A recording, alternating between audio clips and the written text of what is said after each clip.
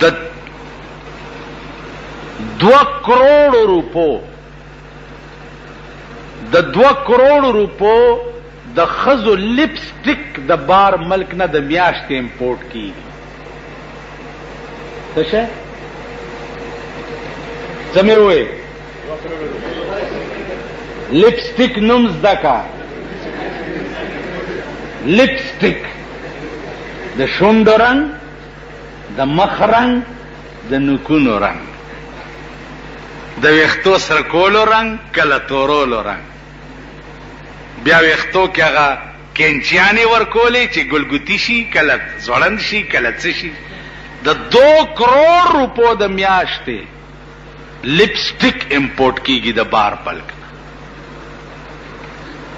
که زمونږ دا ښځې چې دي نور څه نه دا د نوکونو شیخ والي دا سور رنګ. دې ښځو ته ووایئ، ښځو ته دا زما کیسټې لرې لرې ځي دا ټولې ښځو ته یې واوروئ ظالمان. ښځو ته ووایئ چې ته زما ښځه یې که د بل چا ښځه یې. به وایي چې ستا ښځه یې.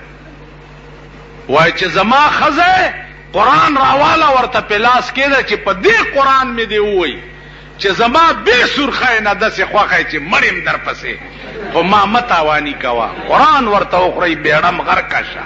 کورونه یې دله وران کړه، بیړه یې دله غرق. یو بټوه چې ولاله په ترخ کې چې اچولي دي دڼدڼی ته چې دا ځان سره یې ګرځئ. ته د 900 کلرکې ښځه دې د 700 بټوه غواړي درنه. مسله خدا ده چې څه بیا مو مې او د 10 روپو نه قیمت زیات وي نو یو کال به ساتي چې کمالی کې پیدا شي چرته. مسله خدا ده. یا به په غزه باندې आवाज کې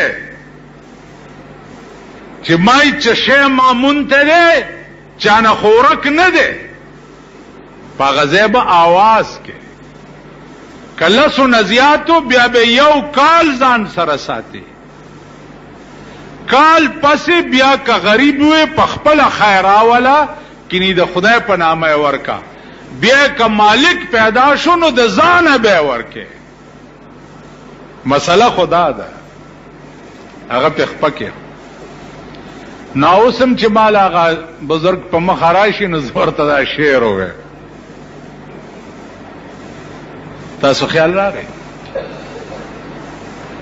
اوس مونږ څنګه یو چرګه یو سړی بیا مونږ ته چرګه نو چا ورته وی چې چرګه خو دې بیا مونږ ته خو درې आवाज بکې چې دا چرګه د چا ده. اوس خو چرګه مونږه مومو تاسو یې مومئ. اوس خو د انګریزي چرګو زمانه ده. خیر هغه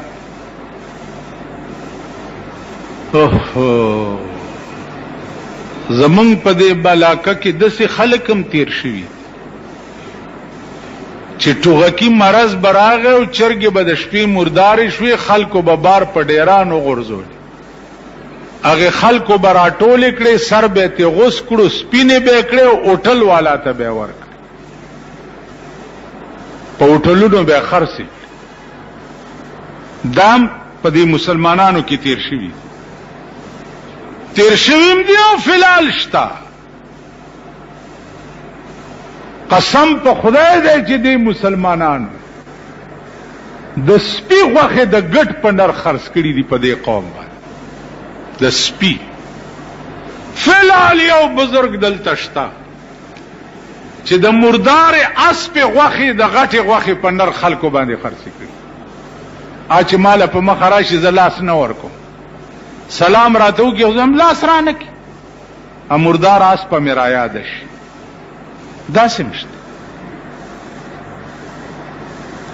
هغه کوم ظلم دی چې دې قوم سره مونږ نه دی کړی. کوم ظلم دی، کوم زیاته دی چې دې قوم سره مونږ نه دی کړی. دلته یو مشهور کبابي دی، خلک ډیر زیات ورزي پلانې کبابي پلانې کباب خو ستاسو خوښ. دا غزه سره موټر پایا پرچن شو.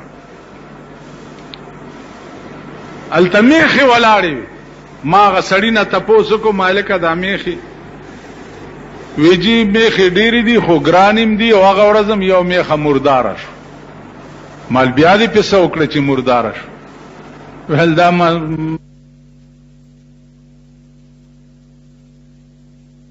جوړ کړه او بیا کبابو کې خرڅ کړه ما مردار میخه ویلا والله چې مردار ہے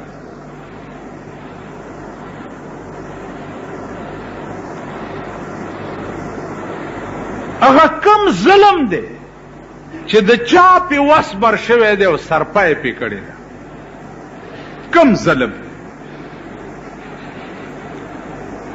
نو عزیزانو زمونږ حجاج ابن یوسف وغیرہ دغه رستو ظالمان هیر شو چې بالکل د پاکستان ظالمان میول دین د پاره چې دا څومره لوی موزران دي او څومره لوی ظالمان دي الله دې امان راکړي نواز شریف دروغ ویلیو دروغ شریعت بل په دروغ قوم دوکا کړو د حشر او د انجام بتا سو ګوري ملکی حالات ورته وګوري دومره خراب دي چې الله دې امان راکړي اے شی په امن کې نه دی اے نه راټینګولې